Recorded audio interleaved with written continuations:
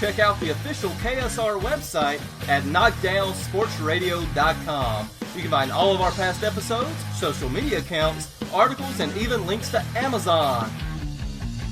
If you shop at Amazon.com, get special deals by using the links on the KSR website and help out our podcast at the very same time. You can even get a free month of Amazon Prime if you're a new subscriber. Check out knockdownsportsradio.com for all the details. Today's episode is brought to you in part by 2H Brewing of Greensboro, North Carolina. My partner in crime, Cody Teague, the lovely Leslie Harris, and friend of the program, Phil Howard, are making tasty craft brews in the heart of downtown Greensboro. From classic taste to out-of-bounds brews, 2H Brewing is trying them all. Give them a follow on Twitter at 2H Brewing for their updated beer list, and our thanks to them for sponsoring Knockdown Sports Radio.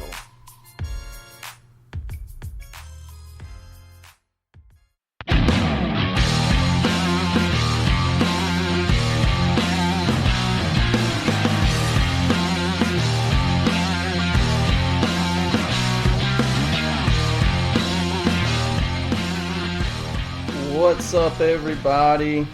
Chris Callicutt here for Knockdown Sports Radio. Thanks for hanging out with me today. Lord have mercy, look who it is.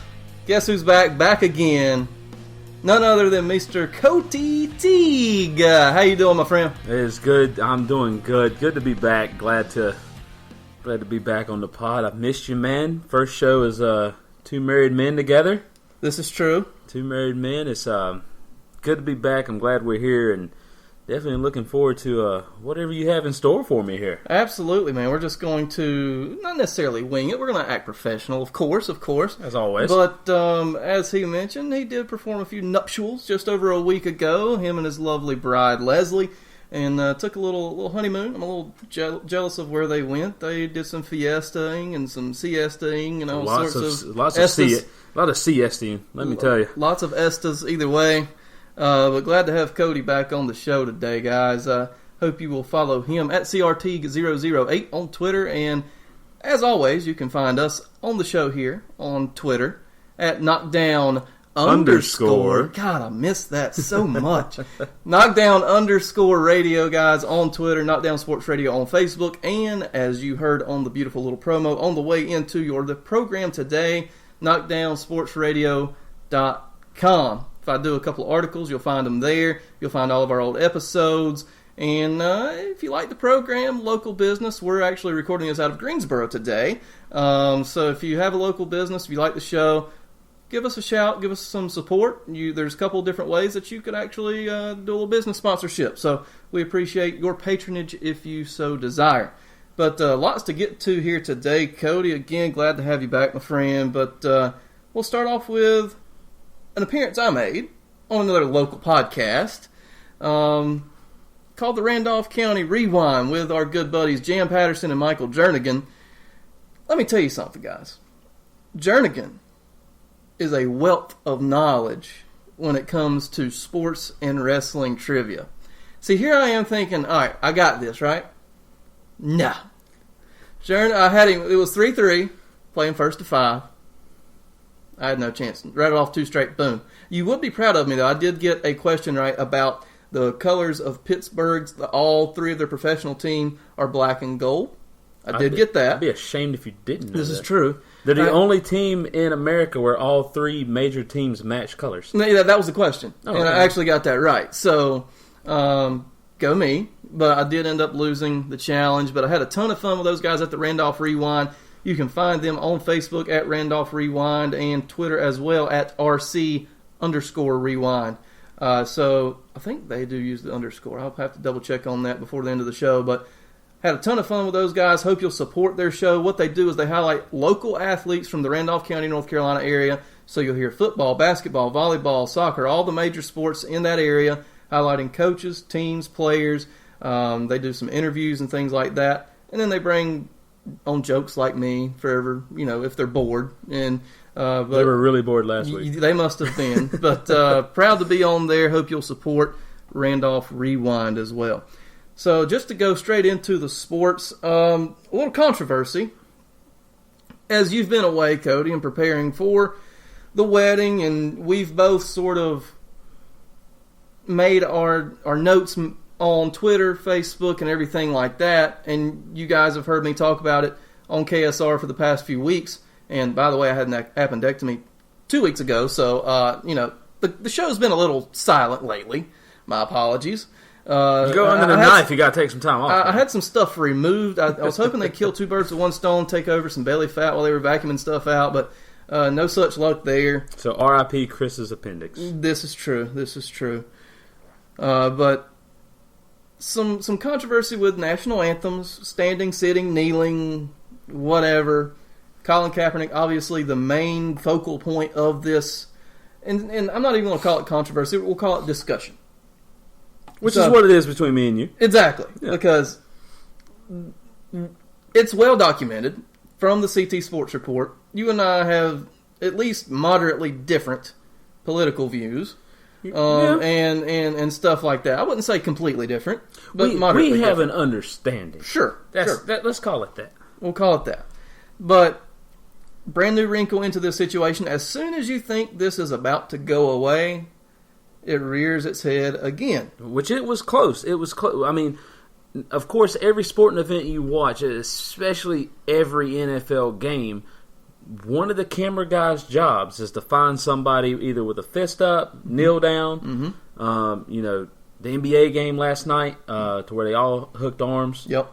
That's which I was completely fine with that. That actually shows solidarity and support. Right. Which is I understand everything, but it's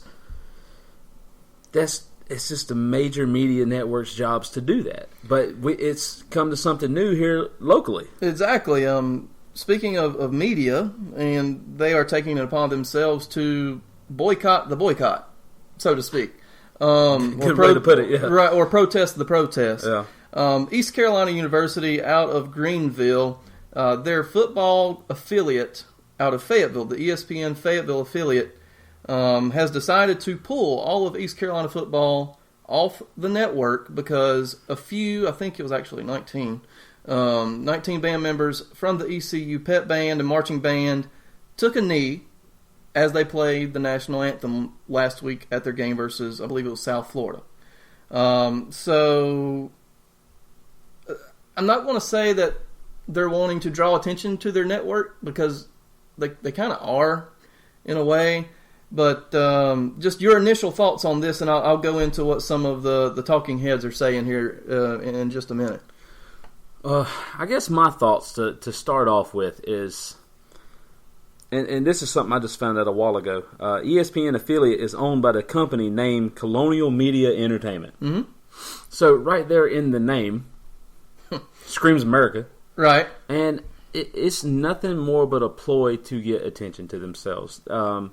My concern with everything I've been reading is the concern for the students who actually done this. Colin Kaepernick, he's no offense to the college kids there. I'm not saying they're not grown, but Colin Kaepernick's a grown man. He has people, an entourage with him all the time. Mm-hmm. My concern is for the kids, but as you know, I have no problem with this. Right. It is your freedom of speech. We mm-hmm. have hashtag Veterans for Kaepernick.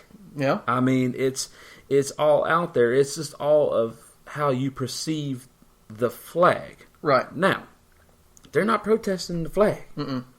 They're protesting the nation that does not stand in solidarity with everybody. Right.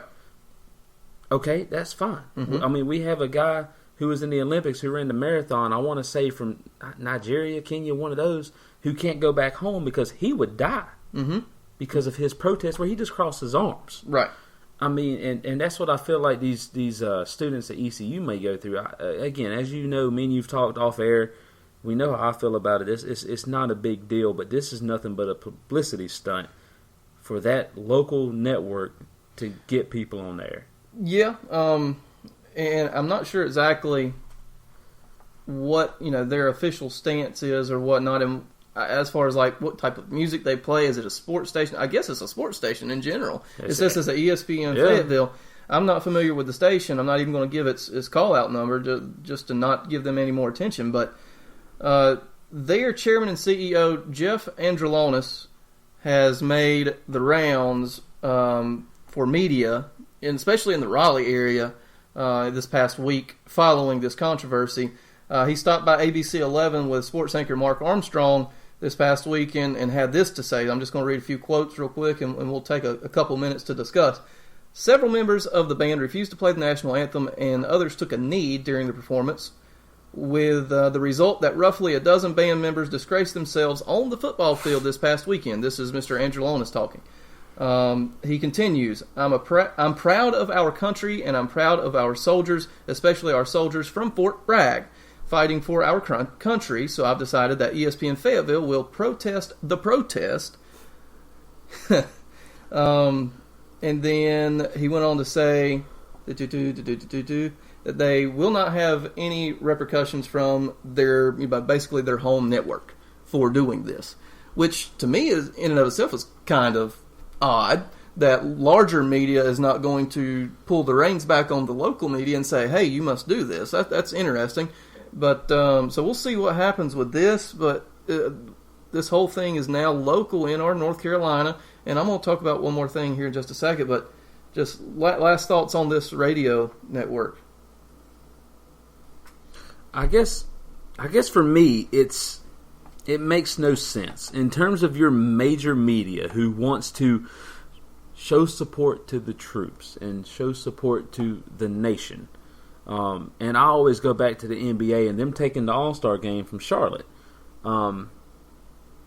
As long as it's not hurting the dollar, they don't care. Right. I mean, that's basically what it comes down to. Because, no offense, how much the NBA promotes in China, and a lot of people knowing how they are and what they disagree with. But, I mean, as long as it's not hurting the dollar, it's not going to matter. No offense to ECU. They're not going to cost anybody money in terms of ESPN, Colonial Network, Colonial Media and Entertainment, that's not going to hurt them. No. They'll be able to find something else. This is just a ploy for them to try to get members and to say, oh, look at me, I'm a true American, follow me. Yeah. I respect what the students did. They have every right to do that. He's playing Pat McCrory right now, essentially, is what he's trying to do. He in a sense. It's that same sort of line of statement and defense of what he's doing. I mean, it is. And I guess my thing is and then this is the last thing I want to say, and Chris, and you can take over, but my concern is, like I said, for the students who protested, is that the chancellor supported them when it first happened, and then he did a complete 180 saying protests of this nature by the marching pirates will not be tolerated moving forward. So he went from saying East Carolina will safeguard the right to free speech, a few other things said, to what the previous quote I just said. So right. It's crazy how we can flip and flop. You got to do whatever keeps the money coming in. The chancellor knows that football is the only thing bringing money into ECU. Again, no offense to anything else there. Right. But he has to keep the dollar flowing, and that's why he had to turn ship like that. Yep. So, obviously, probably not going to affect ticket sales, anything like that. It's just going to affect folks riding down the road, tuning into your game. Sponsorships Sponsorships at the stadium. That too. Which is on the rocks right now with a few of them. I hadn't got any of the ones, but that's a big headline I'm seeing, that they may withdraw sponsorship from whatever they have at the stadium. Right. And another local issue with this, too, just with the HB2 law in general, if you remember back, the Atlantic Coast Conference, the ACC, pulled all of its postseason championships out of North Carolina. And they announced all their new sites of their championships this past week. Obviously, I work at one of the establishments that one of those championships is held at. And that really loses us some money, even though it's actually going to another place in the same family in South Carolina. Yep. So they kind of still honored their contract, so to speak, but just not in our location. And the last NCAA championship that was still remaining in North Carolina, which had not found a home yet, was the NCAA Division III baseball championship. Okay.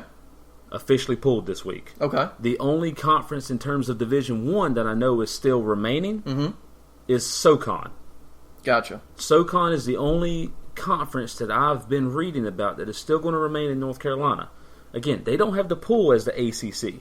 We all know that. The NCAA They have their thing. And not that it's as big of a deal, but if we're still talking sports, the NAIA has pulled their cross-country national championships out of Charlotte. Wow. So even the smaller ones are like, no, we're not going to tolerate it. That's where that's where we should have played tennis, right? We should have went to the NAIA, went to a small school. We could have been all-stars. It would have been great. But anyways, that's beside the point. I mean, that's the thing. But you have NAIA who is going to take a stand over cross-country. Now, there's one school in Oklahoma, I want to say, who's saying, well, we're just not going to go to the championships if we make it, which is a highway robbery for those students. Oh, absolutely. But, again, it's just, it's all ridiculous where it came from. Now, we have our own problems with HB2. Mm-hmm. I mean, that's a shoot in itself. Right. I mean, there's no clean words I can say about that. No. I mean, that's besides the point. But until it starts affecting the dollar, which the NCAA tournament has, right, Greensboro, where we're technically affiliated with, right, losing over $1 million over all these tournaments. Oh, I mean, you've got hotels that are going to be empty, restaurants that are going to be empty. Yep. And then just besides all the ticket sales, because my wife and I, and a lot of times y'all too, always go to the ACC women's tournament.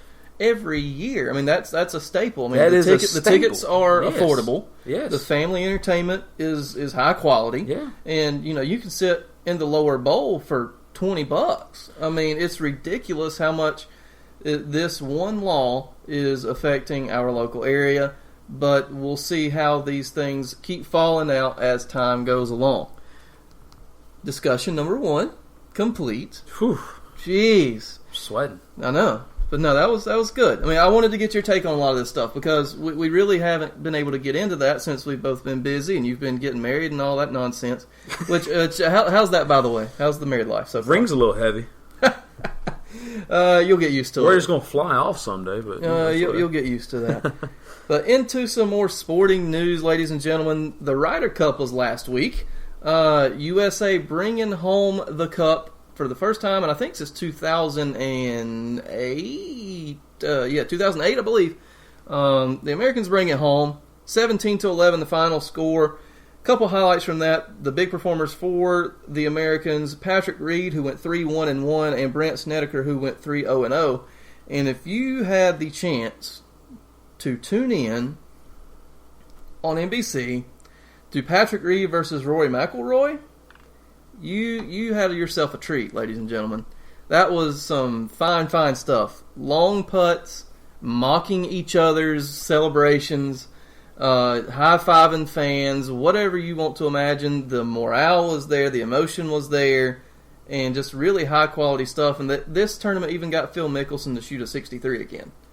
So the Ryder Cup means something when Lefty starts hitting fairways. Phil is a hit-and-miss character, man. No, the tournament before, I think he almost went a full final round at the FedEx Cup Championship. Almost went one complete round without making a fairway. And still managed to shoot, close to par. But Lefty shot a 63 versus Sergio Garcia, halved his match in the final round with the singles matches.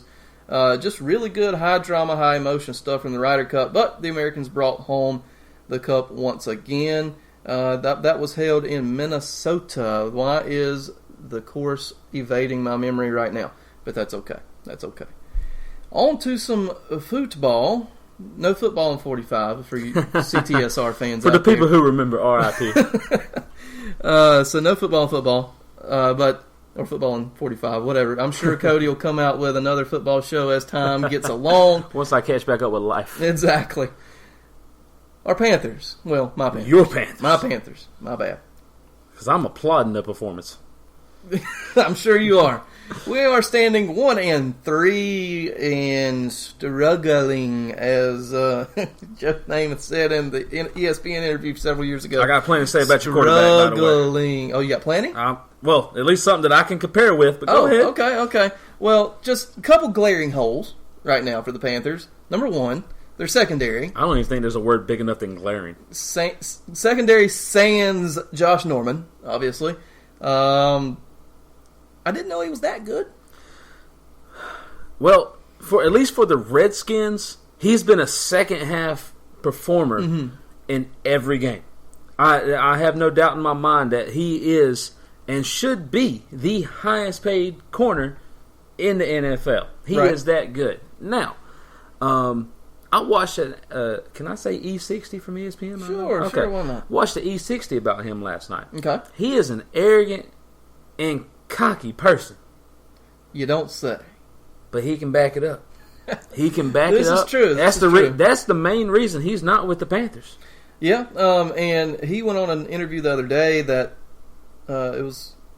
I don't know why I watched this show. I'm sorry, Levitard. Dan Levitard, he was on... he was on with him the other day and basically said, without saying it, you get what you pay for.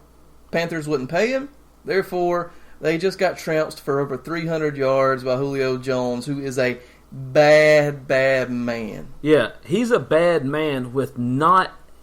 You can still not consider Matt Ryan an elite quarterback in the NFL. He's a good. He's always been on the cusp. He's a good quarterback. Yeah. There is no doubt that he is in the top 10 in the NFL. That's a good place to put him. Yeah, good place. I mean 8th maybe. Sure. You know, if you got to put out a number, but you got a first time ever where a quarterback goes over 500 yards and a wide receiver goes over 300. Yep, that's on your team. Mm-hmm.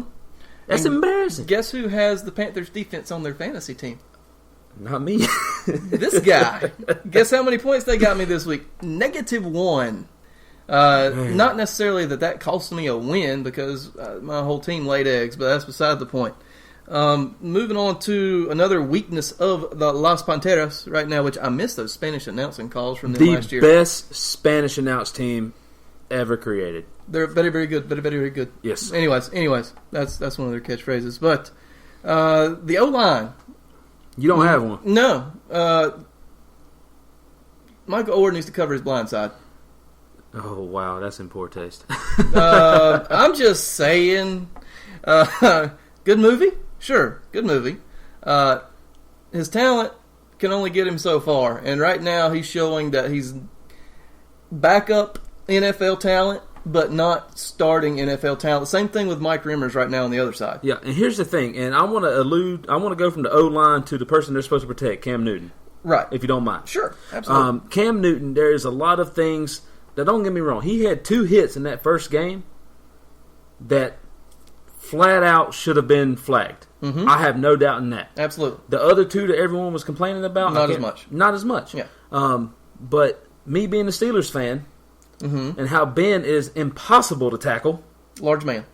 Well, so is Cam, but still. I can relate. Right. That's what I wanted to get to when I wanted to compare. Okay. I can relate to where Ben doesn't get the flags, mm-hmm. or he used to not get the flags. He's the wily vet now. When he first started in, he didn't get those flags. He's just like Cam. Yep. Cam's not getting those flags. He says he was told last year he's not old enough to get those flags. Well, when you tuck the ball, I don't even care if you're a quarterback. You're a runner. You're a runner. Mm-hmm. When they do that whole slide thing, now I understand, don't touch them. Right. You're going to stay on your feet, you deserve to get the crap knocked out of you. Mm-hmm. And Cam doesn't know how to be a quarterback who slides and protects himself. No, he wants to get those last couple yards and is awful at protecting the ball while he's running. because that's what, if the Colts ever want to be successful, they got to teach Andrew Luck how to do that. If the Panthers want to continue to stay successful, they got to teach Cam how to do that. They either need to keep him in a pocket or teach him how to hit a knee. Yeah. His options are not really going real well, partly because of Jonathan Stewart having the injury bug right now. So we're having a couple of backup, Cameron Artis-Payne and I guess Fozzie Whitaker back there in the backfield, which both, quality NFL running backs, but they're not Jonathan Stewart, even as Jonathan Stewart ages a little bit. Yeah, I mean, Fozzie, no offense to him, he's a blocking guy. Yeah. I mean, he's not going to run over somebody. He has no speed compared to the other 2. So, I mean, that's all he's good for. I hate to say it like that, but, I mean, you're right. Until they can the Panthers need to get either a little more experience or people with more experience who actually know how to block. Mm-hmm. But with your quarterback, Cam Newton, it's hard to block for that quarterback. Right, because you never know where he's going to be. Exactly. That he actually makes himself more susceptible to a sack. Yeah. So, a couple more NFL notes. Some more undefeated teams. The Vikings. Yeah. The Vikings, 4-0? Well, see, this is why. Sam Bradford. And, Norv Turner as the offensive coordinator as well, because what has Norv Turner always done as a coach? He uses what he has well. He doesn't try to do things that other people are not capable of. So Sam Bradford is a quality NFL quarterback. Is he ever going to be a superstar? Probably not. But he is absolutely effective in his role. Sam Bradford, 66 for 95, 719 yards, 4 touchdowns, 0 interceptions. So, like I just said, the one word would be efficient, essentially. Very. Because Adrian Peterson also, injury bug, again, going to be out. So they've been going with their backup running back, but yet they're still beating people because mostly of their defense. They have one of the best defenses in the league. The Purple People Eaters may be back. I hate to say, I know that's beyond our time, and I know that may be blasphemous to say.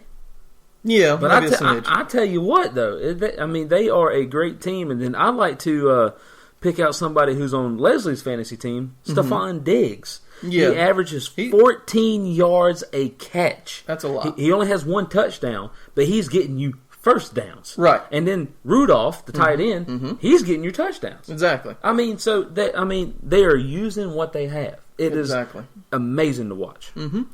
Another undefeated team, I think, actually, the Eagles, are they still undefeated? Yes, the Eagles did have a bye week. They are 3-0 to where the Broncos and Vikings are 4-0. So Broncos with young quarterbacks as well, but that's not as big of a surprise because we knew they would be good again. Their defense was going to be good again. Defense. They had the best defense in the league. But Trevor Siemian doing well, had a little injury, so Paxton Lynch, the rookie, came in and filled in quite nicely last week. I don't think you were able to catch that one, but Paxton Lynch came in and did a nice job. The Eagles, who are now also looking like complete geniuses by getting rid of Sam Bradford, are 3-0. Wentz. Carson Wentz is a player, ladies and gentlemen. Let me tell you, him and Dak Prescott, it's going to be a fight for Rookie of the Year. And then I just want to say, before we continue on to my favorite topic, I will say that more than likely the Vikings and Eagles have a pretty good chance to go undefeated next week. Philadelphia has Detroit. The Vikings, they have Houston, which is out without J.J. Watt the rest of the year due to back surgery. Denver, they have Atlanta. And if somehow Matty Ice and Julio Jones can find the magic Where's again, that one at, by the way? It's in Denver. Ooh, okay. So the altitude is going to play a problem. But in terms of those 3 teams, I think the Vikings and Eagles are going to be your 2 to come out on top. Broncos will have a little trouble if they can find that magic again. This is true. This is weird, man. I'm the host. You're the analyst. It's like, what is this wife swap thing? No, wait, that's just never mind. Man, I know my NFL, man. Never mind. But on to one of your favorite topics, and your returning fantasy quarterback. Yes, he is. The sunbathing, towel wearing, hot wife having Tom Brady, ladies and gentlemen.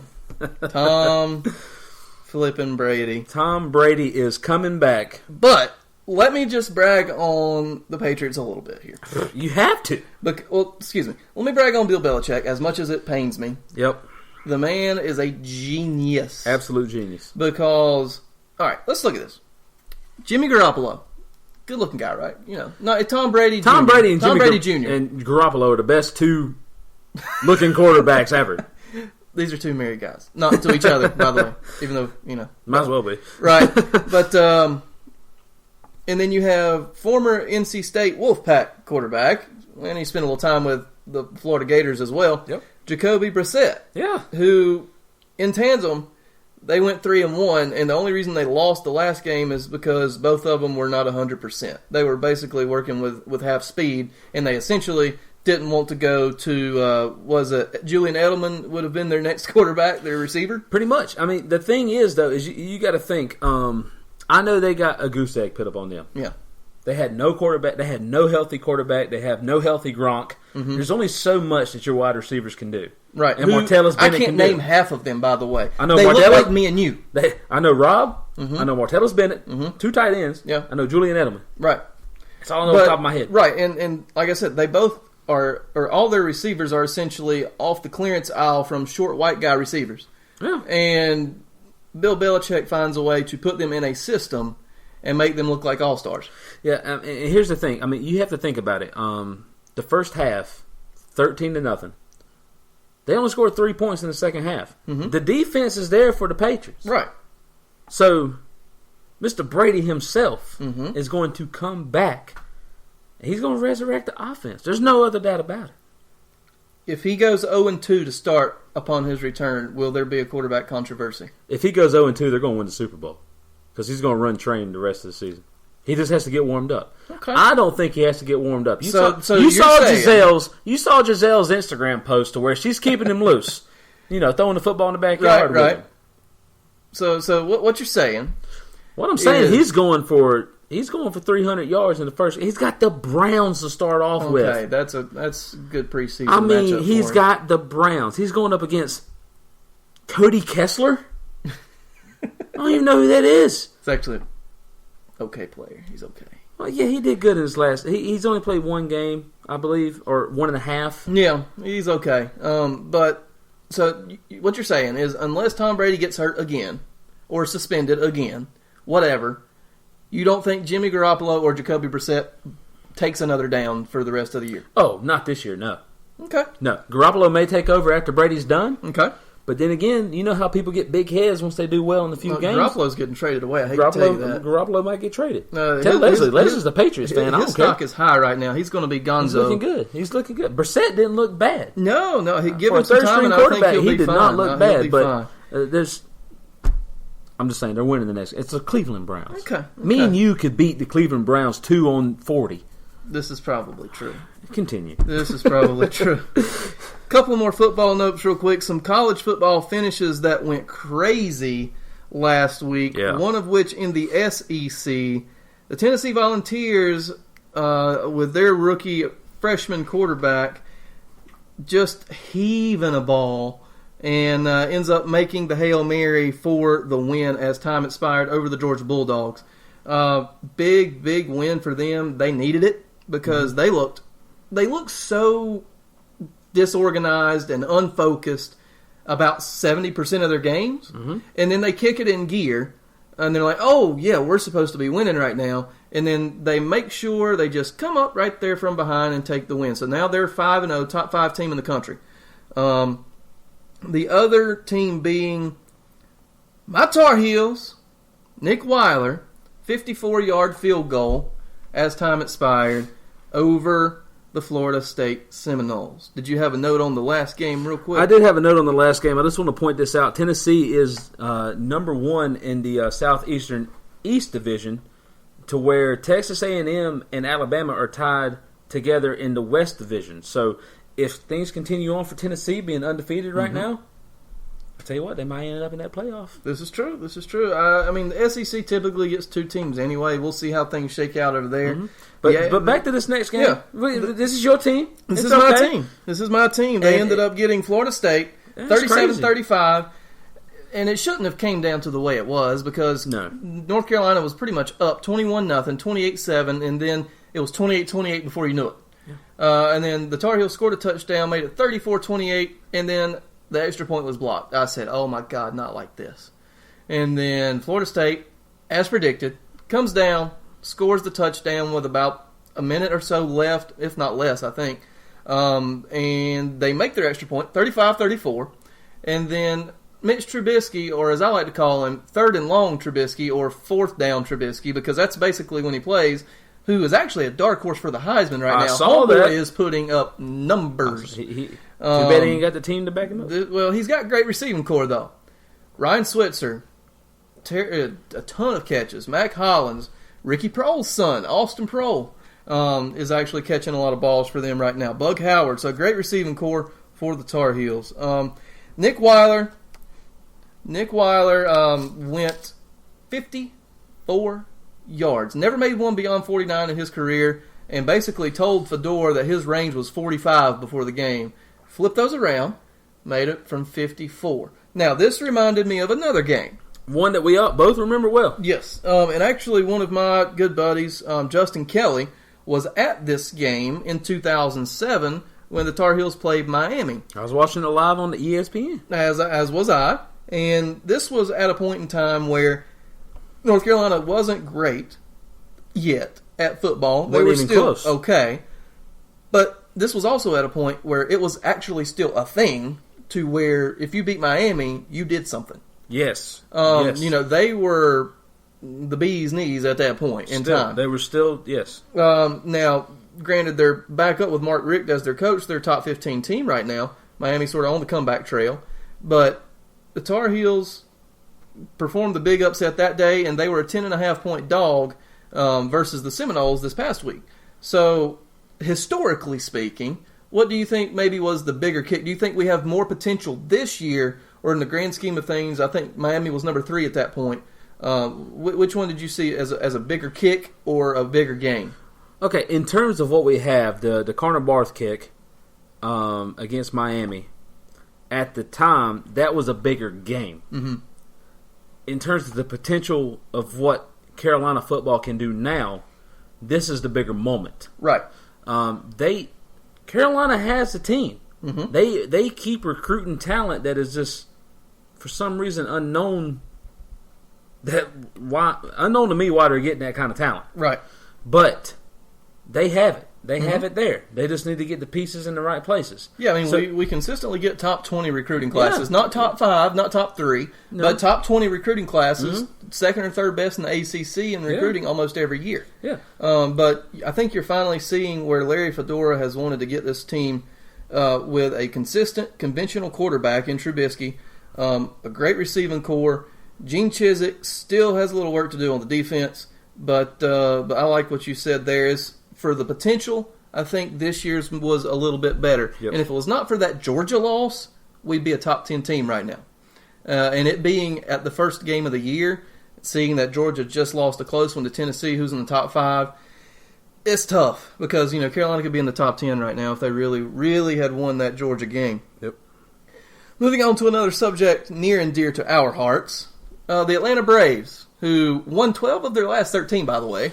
8 of their last 10. So. Oh, sorry. I was 12 of the last... Okay, whatever. You're right. 12, you're still right. Anyways, but they finished on a strong note, still 25 games under 500. God bless them. 2.5 games from not being in last place. This is true.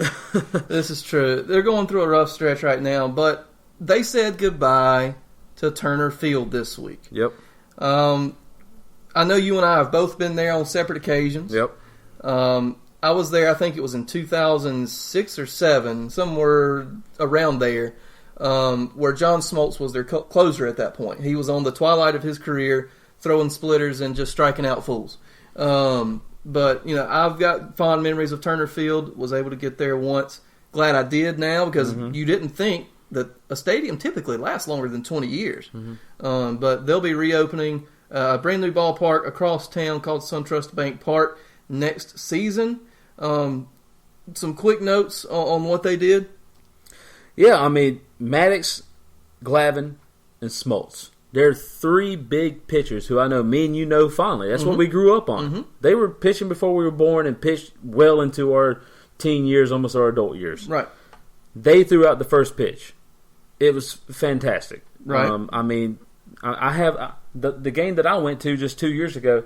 I got a Greg Maddox cup, and I will never let that cup go for anything in the world. Exactly.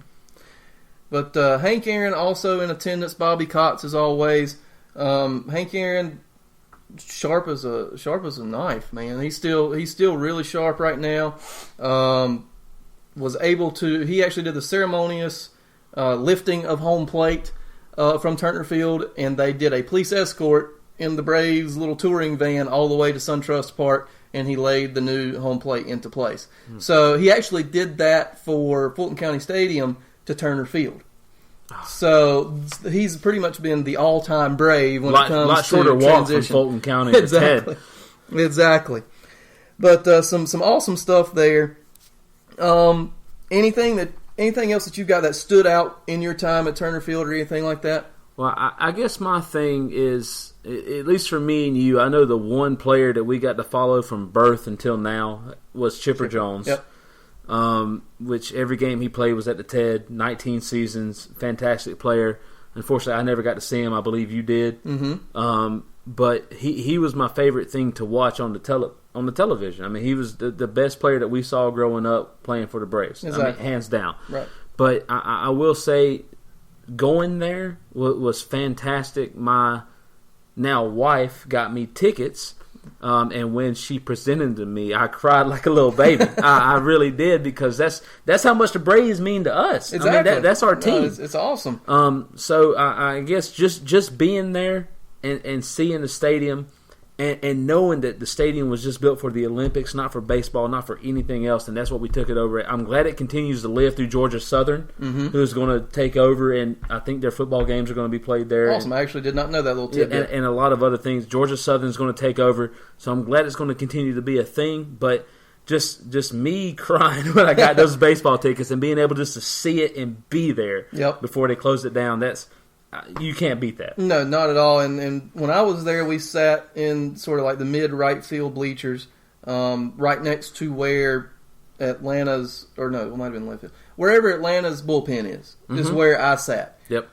So I got to see Smoltz warm up and hang over the banister and just sort of hang out right there. So that was really, really awesome. But some fun memories from the TED there as the Atlanta Braves close out their last season in Turner Field. Alrighty. That felt good. That was good. That felt good, man. Seems like a good stopping place. It does. Quick question. Sure. We have time. Sure. Do you remember who you saw the Braves play? Oh, God.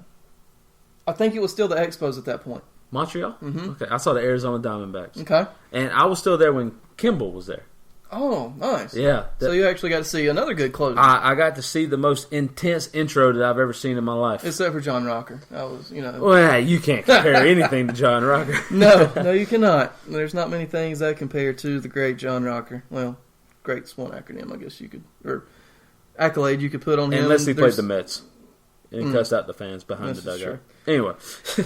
But anyways, fond memories there. A lot of football stuff went on. Had some Americanized Ryder Cup stuff. Yep. Some American controversy with the national anthem stuff. But it was awesome to have you back, man. Appreciate you coming on today. It was really good to be here. I'm glad to finally be a part of Knockdown Sports Radio. I've tweeted a few times there when I find some good stories, but good to be back on the pod. Exactly.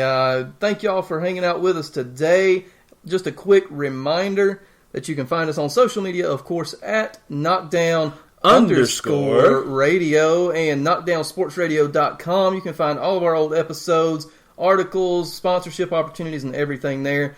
And as well as Amazon links. If you shop on Amazon, I hope you'll click on the links there on the KSR website. So it helps out the podcast, gets you some good deals, all that fun stuff at the very same time.